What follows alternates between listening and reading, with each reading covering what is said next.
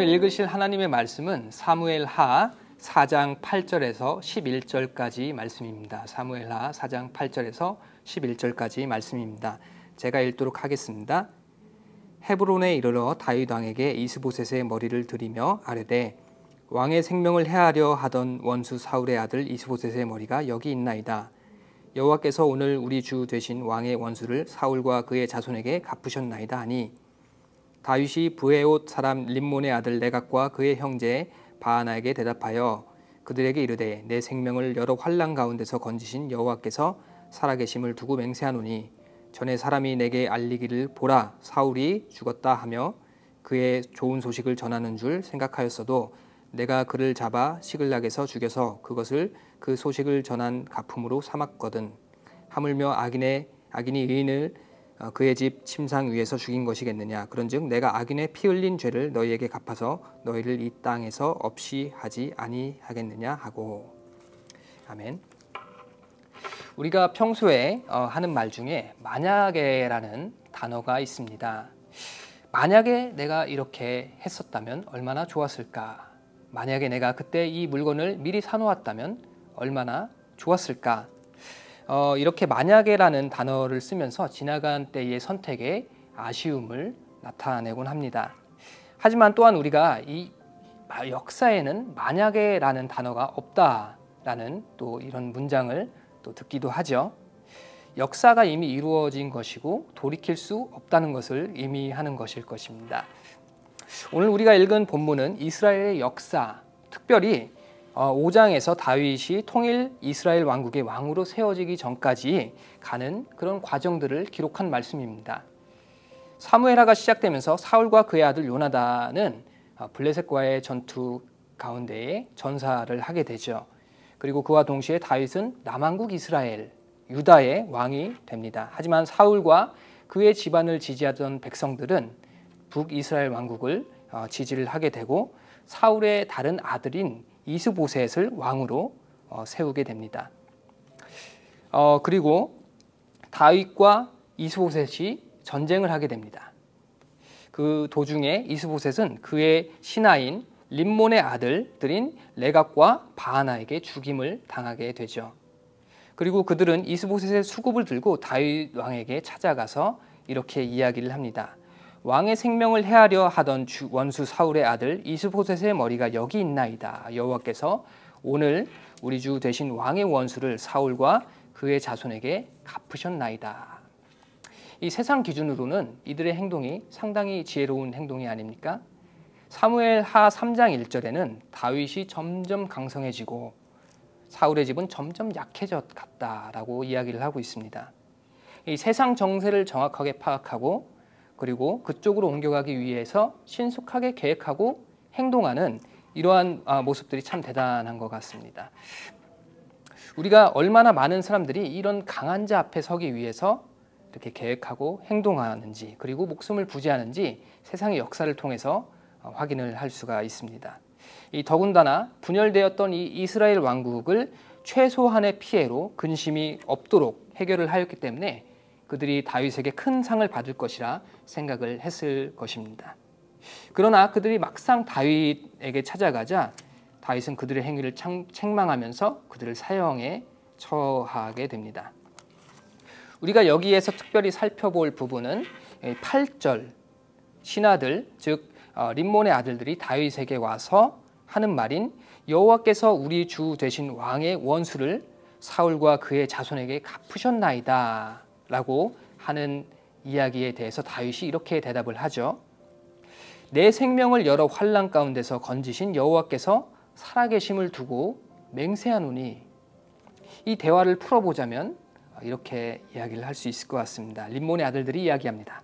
왕이시여, 이렇게 사울과 그의 자손이 죽게 된 것이 여호와의 뜻이고 우리가 그 여호와의 뜻을 당신을 위해서 이루었습니다. 물론 이들이 선지자들이 아니기 때문에 하나님께서 하신 말씀을 직접적으로 듣지는 못했을 것입니다. 하지만 어쩌면 그들이 3장 18절에 나온 말을 듣고 그렇게 이야기를 하는 것일 수도 있을 것 같습니다. 아브넬이 이르되 이제 그대로 하라. 여호와께서 이미 다윗에게 대하여 말씀하시기를 내가 내 종 다윗의 손으로 내 백성 이스라엘을 구원하여 블레셋 사람과 모든 대적의 손에서 벗어나게 하리라 하셨습니다 하고, 그러자 다윗이 이렇게 이야기를 하죠.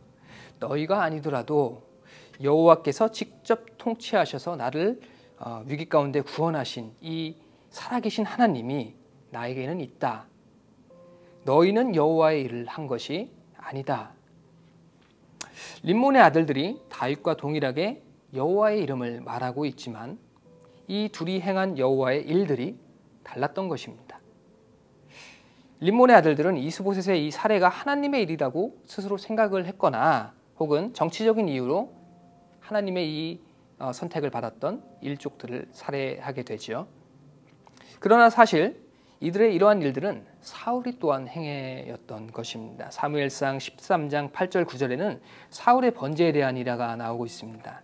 사울은 사무엘이 정한 기한대로 이레 동안을 기다렸으나 사무엘이 길갈로 오지 아니하매 백성이 사울에게서 흩어지는지라. 사울이 이르되 번제와 화목 제물을 이리로 가져오라 하여 번제로 드렸으니, 사무엘이 제사장이 할 수 있었던 그 번제를 사울이 자신의 필요에 의해서 행하였던 것입니다. 사울은 스스로의 목적을 위하여 여호와를 이용을 하였습니다. 이와 같이 스스로의 목적을 위해서 여호와를 이용하는 사람들은 이 림몬의 아들들 또한 마찬가지였으며 예수님 시대의 일부 사두개인 또는 바리새인들도 마찬가지였습니다. 그렇다면 다윗은 어떠했나요? 우리는 이미 다윗이 어떠한 인물인지 우리가 성경을 통해 하나님께서 말씀하신 다윗에 대한 평가를 잘 알고 있습니다. 다윗은 하나님이 기뻐하시는 자라고 성경에 말씀을 하고 있죠. 림몬의 아들들이나 사울은 여호와의 뜻을 구하지 않으면서 그들의 뜻을 여호와의 뜻인 듯 끼워 맞추고 있음을 볼 수가 있습니다. 다윗은 어떠한 정세나 지략에 의지하지 않고 있습니다.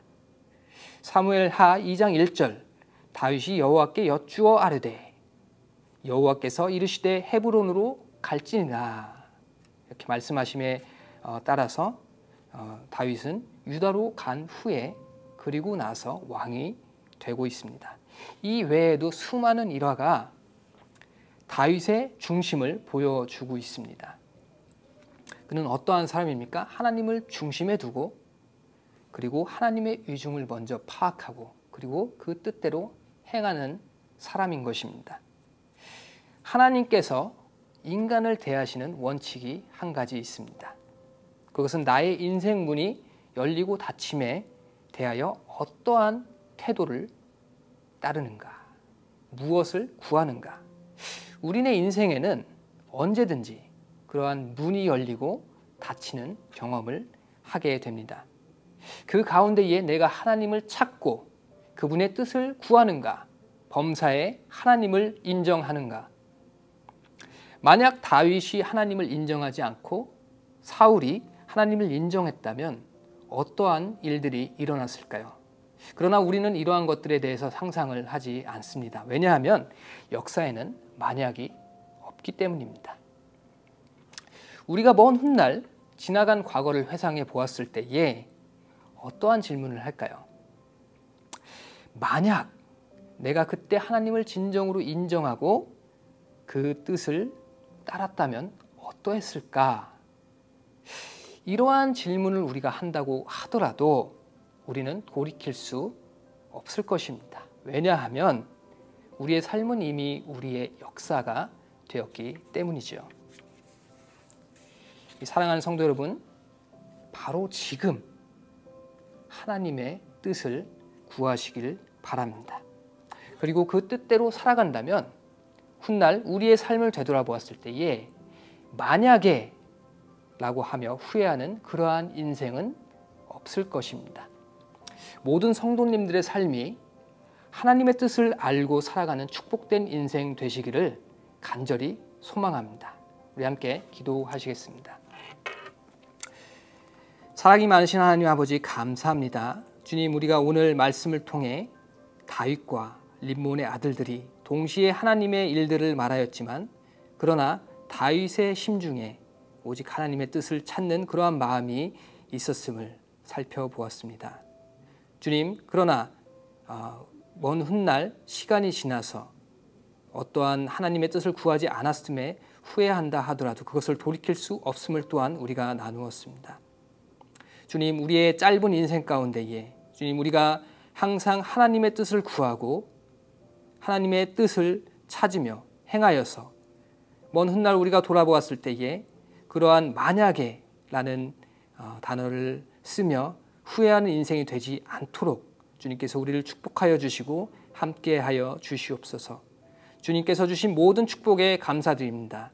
감사드리옵고 예수 그리스도의 이름으로 기도드립니다. 아멘.